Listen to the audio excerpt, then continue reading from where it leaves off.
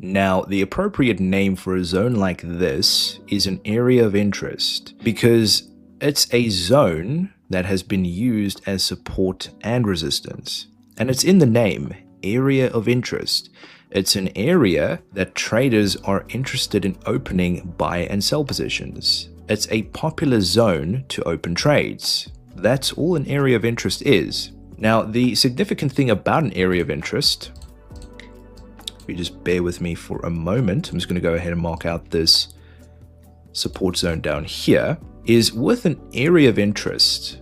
Let's say, for example, price decides to break right through the support zone we have here. It will most likely drop to this support zone we have over here. The great thing about an area of interest is that it can be used many times. And I mentioned earlier that these support and resistance zones are like magnets. It attracts price to these areas because they are high probability zones.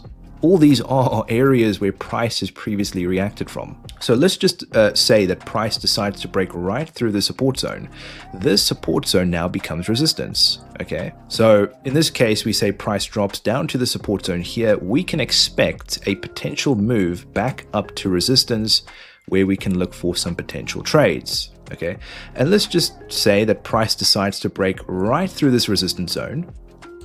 It now becomes support. And the most likely target, if price had to break through this resistance zone, would be this resistance zone up here. And it can just, you can go back and forth and you get the idea. Now, you will find in trending markets that these zones will often be broken.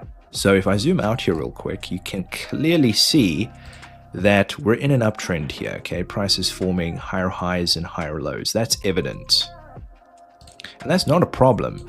But what you will find in a strong bullish market such as this one, resistance zones will often be broken. And what happens to broken resistance zones? They now become support. Okay, so you can use those broken resistance zones that turn into support as pullback areas to look for potential buys. And the same would apply in a downtrend, just the opposite.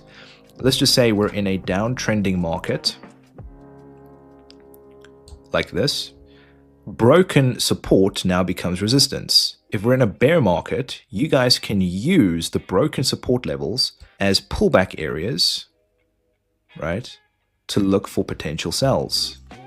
And that's the approach that you want to have.